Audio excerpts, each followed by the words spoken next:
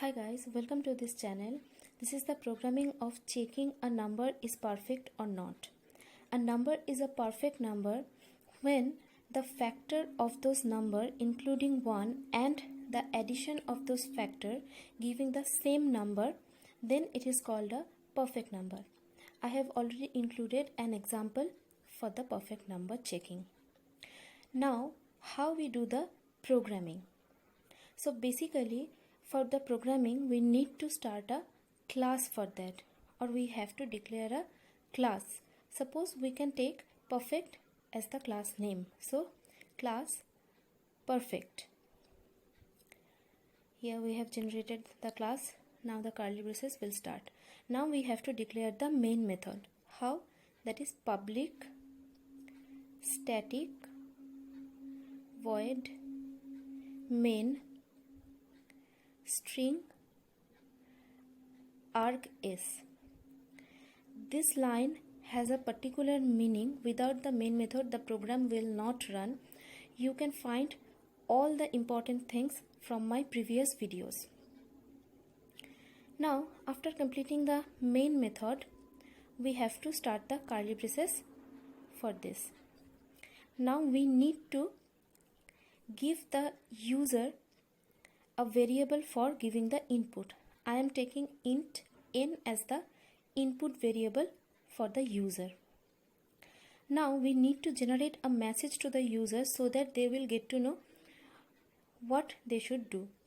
So we can use println statement for that. That is system.out.println. In double quotes we can write enter a number.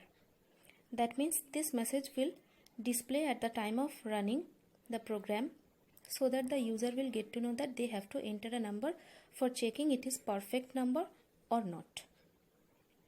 Now after completing this sentence, we can write the scanner class for generating the object. But before doing the scanner statement, we need to generate a package for that because Java needs packages. So it is import java.util.star. So the scanner class can be accessible now with the help of this package. Now we can write the scanner class and generate the object like scanner sc equals to new scanner system.in. The scanner class generate the object name sc with the new operator for the input of the system. Now we have to generate the space for the user in n with the help of the sc. That means with the help of the object. For doing that, we need to write n equals to sc.nextInt. Because n is integer, so we are taking nextInt as the library function and sc as the object we have already generated here. So sc equals to n equals to sc.nextInt will gives us the space. Now I am taking for loop for the calculation process. Now I am writing for a equals to 1 as the initialize because 1 will be there, one factor for the checking the perfect number.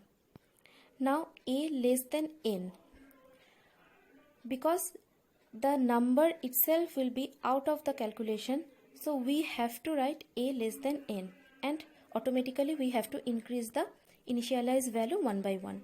Now the for loop begins.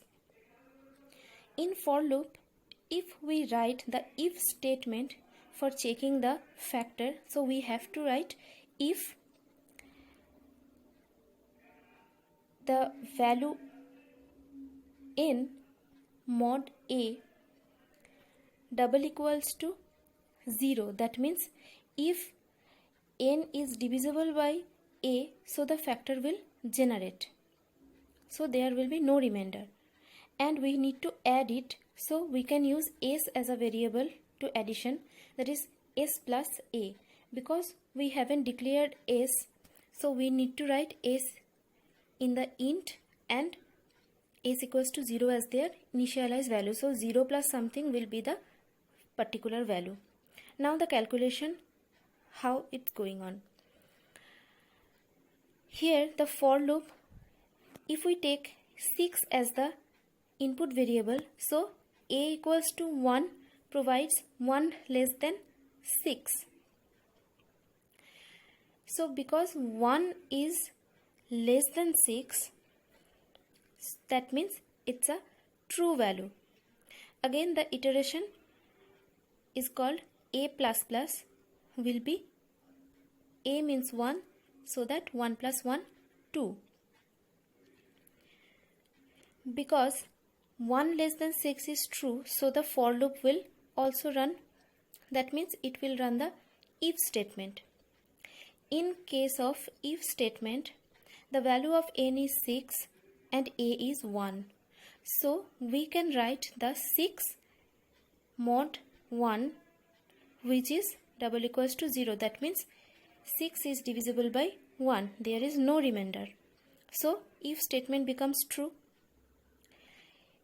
If statement, if true, then the next line of if statement will also run. That's mean the s become 0 plus 1, because initialization of s is 0 and initialization of a is 1. So it will be 1. Now we can close the for loop for the calculation. But the for loop is not yet completed. We have a equals to 2 now. So the loop will run like a equals to 2. A become 2. The new value of a is 2 now. Because the new value of a is 2, let me write, that is a equals to 2. So the 2 less than 6, which is again true. Because it is true, the for loop will run again, and in for loop a plus plus become 2 plus 1, because the value of a become 2 and now it is plus 1, so it is 3 now.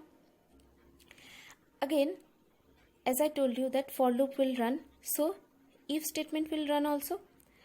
Now the new n is 6 and a is 2 previously. So we can write the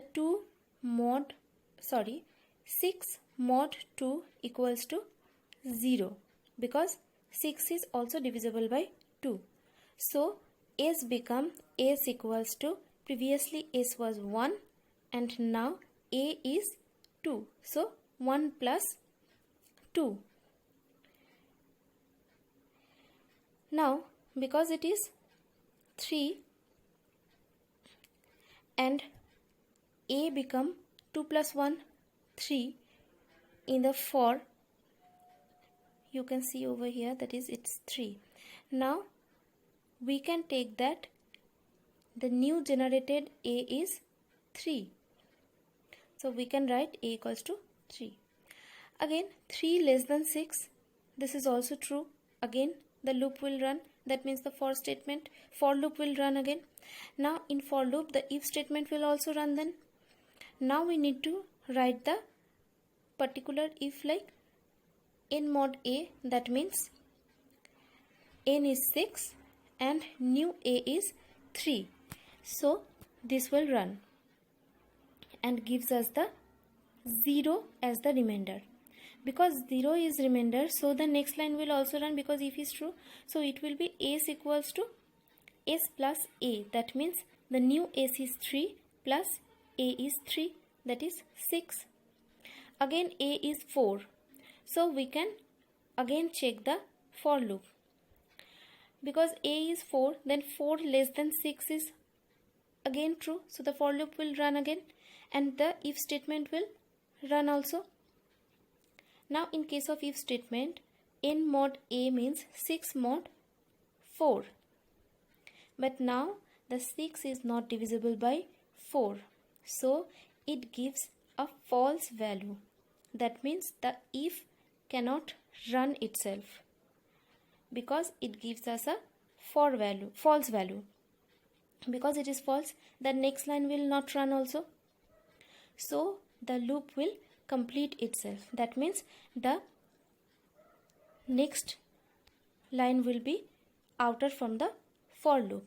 Now we need to check that the new s, that means the addition, is equals to the previous number or not. So I am writing if statement again, that is if s double equals to n. If it is true, then we have to print that with the help of println statement, that is system.out.println in double quotes perfect number. With completing this sentence, we also need to write the else statement, because if s is not equals to n, then the else part will be printed. Again we need to write the print statement, that is system.out.println not a perfect number. That means if the if statement is run or the true value gives, then the system.out.println perfect number will be print, else not a perfect number will print. In this way you can solve this problem. Now completing the system.out.println statement, we need to complete the main method by closing the curly braces and again close another curly braces for the class. Thank you for watching video, guys. For more videos, subscribe this channel and share and also like it. Thank you.